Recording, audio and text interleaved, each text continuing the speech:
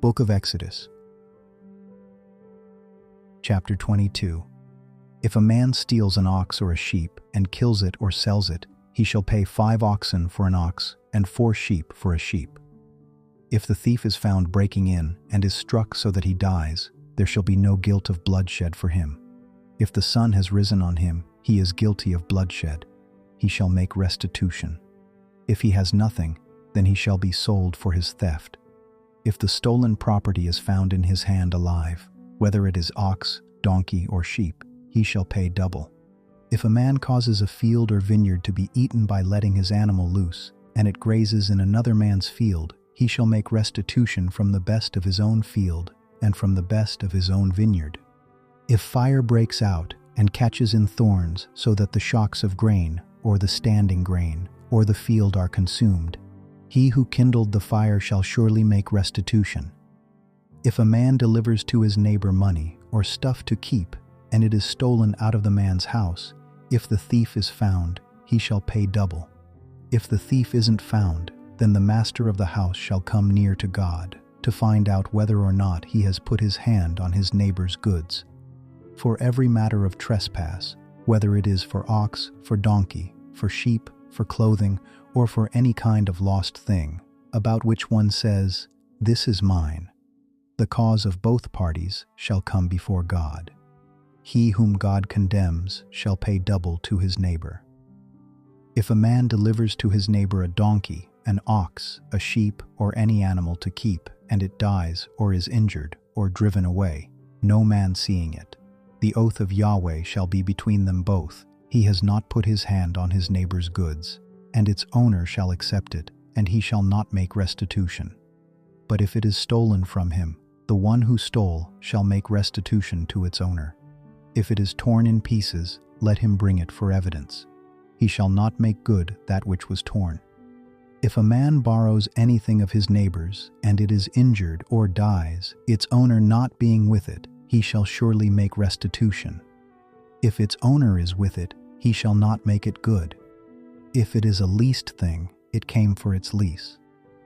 If a man entices a virgin who isn't pledged to be married and lies with her, he shall surely pay a dowry for her to be his wife. If her father utterly refuses to give her to him, he shall pay money according to the dowry of virgins. You shall not allow a sorceress to live. Whoever has sex with an animal shall surely be put to death. He who sacrifices to any god, except to Yahweh only, shall be utterly destroyed. You shall not wrong an alien or oppress him, for you were aliens in the land of Egypt. You shall not take advantage of any widow or fatherless child. If you take advantage of them at all, and they cry at all to me, I will surely hear their cry. And my wrath will grow hot, and I will kill you with the sword. And your wives shall be widows, and your children fatherless. If you lend money to any of my people with you who is poor, you shall not be to him as a creditor. You shall not charge him interest. If you take your neighbor's garment as collateral, you shall restore it to him before the sun goes down, for that is his only covering. It is his garment for his skin. What would he sleep in? It will happen, when he cries to me, that I will hear, for I am gracious. You shall not blaspheme God, nor curse a ruler of your people. You shall not delay to offer from your harvest and from the outflow of your presses. You shall give the firstborn of your sons to me. You shall do likewise with your cattle and with your sheep. It shall be with its mother 7 days. Then on the 8th day you shall give it to me. You shall be holy men to me. Therefore you shall not eat any meat that is torn by animals in the field. You shall cast it to the dogs.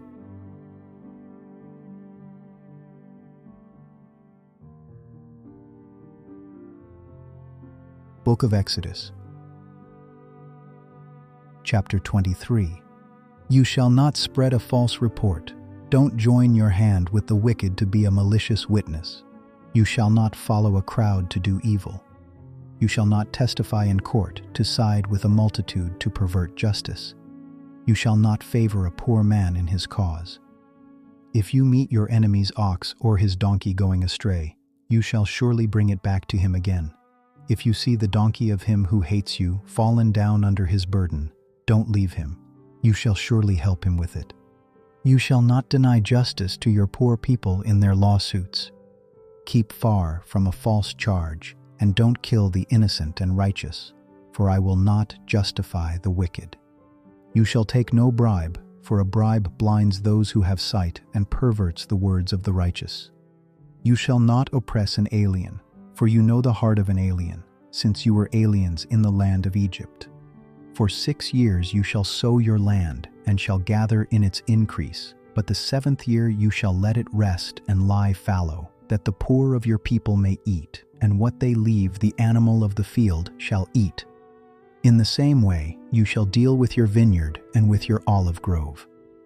6 days you shall do your work, and on the 7th day you shall rest, that your ox and your donkey may have rest, and the son of your servant and the alien may be refreshed. Be careful to do all things that I have said to you, and don't invoke the name of other gods, or even let them be heard out of your mouth. You shall observe a feast to me 3 times a year. You shall observe the feast of unleavened bread. 7 days you shall eat unleavened bread, as I commanded you, at the time appointed in the month Abib, for in it you came out of Egypt, and no one shall appear before me empty. And the feast of harvest, the first fruits of your labors, which you sow in the field, and the feast of ingathering, at the end of the year, when you gather in your labors out of the field. 3 times in the year all your males shall appear before the Lord Yahweh. You shall not offer the blood of my sacrifice with leavened bread. The fat of my feast shall not remain all night until the morning. You shall bring the first of the first fruits of your ground into the house of Yahweh your God. You shall not boil a young goat in its mother's milk. Behold, I send an angel before you to keep you by the way, and to bring you into the place which I have prepared. Pay attention to him and listen to his voice. Don't provoke him, for he will not pardon your disobedience, for my name is in him. But if you indeed listen to his voice and do all that I speak, then I will be an enemy to your enemies, and an adversary to your adversaries. For my angel shall go before you, and bring you in to the Amorite, the Hittite, the Perizzite, the Canaanite, the Hivite, and the Jebusite, and I will cut them off. You shall not bow down to their gods, nor serve them, nor follow their practices, but you shall utterly overthrow them and demolish their pillars. You shall serve Yahweh your God, and he will bless your bread and your water, and I will take sickness away from among you. No one will miscarry or be barren in your land. I will fulfill the number of your days. I will send my terror before you, and will confuse all the people to whom you come, and I will make all your enemies turn their backs to you. I will send the hornet before you, which will drive out the Hivite, the Canaanite, and the Hittite from before you. I will not drive them out from before you in 1 year, lest the land become desolate, and the animals of the field multiply against you. Little by little I will drive them out from before you, until you have increased and inherit the land.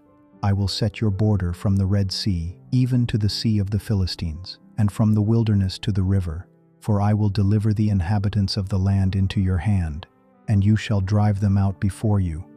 You shall make no covenant with them, nor with their gods.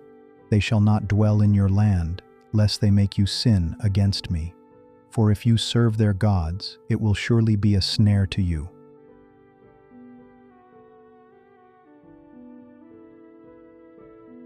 Book of Exodus, Chapter 24. He said to Moses, "Come up to Yahweh, you and Aaron, Nadab and Abihu, and 70 of the elders of Israel, and worship from a distance. Moses alone shall come near to Yahweh, but they shall not come near. The people shall not go up with him." Moses came and told the people all Yahweh's words and all the ordinances, and all the people answered with one voice and said, "All the words which Yahweh has spoken will we do." Moses wrote all Yahweh's words, then rose up early in the morning and built an altar at the base of the mountain with 12 pillars for the 12 tribes of Israel. He sent young men of the children of Israel, who offered burnt offerings and sacrificed peace offerings of cattle to Yahweh. Moses took half of the blood and put it in basins, and half of the blood he sprinkled on the altar. He took the book of the covenant and read it in the hearing of the people, and they said, "We will do all that Yahweh has said, and be obedient." Moses took the blood and sprinkled it on the people, and said, "Look, this is the blood of the covenant which Yahweh has made with you concerning all these words." Then Moses, Aaron, Nadab, Abihu, and 70 of the elders of Israel went up. They saw the God of Israel. Under his feet was like a paved work of sapphire stone, like the skies for clearness. He didn't lay his hand on the nobles of the children of Israel. They saw God and ate and drank. Yahweh said to Moses, "Come up to me on the mountain and stay here, and I will give you the stone tablets with the law and the commands that I have written, that you may teach them." Moses rose up with Joshua, his servant, and Moses went up onto God's mountain. He said to the elders, "Wait here for us, until we come again to you. Behold, Aaron and Hur are with you. Whoever is involved in a dispute can go to them." Moses went up on the mountain, and the cloud covered the mountain. Yahweh's glory settled on Mount Sinai, and the cloud covered it 6 days. The 7th day he called to Moses out of the middle of the cloud. The appearance of Yahweh's glory was like devouring fire on the top of the mountain in the eyes of the children of Israel. Moses entered into the middle of the cloud and went up on the mountain, and Moses was on the mountain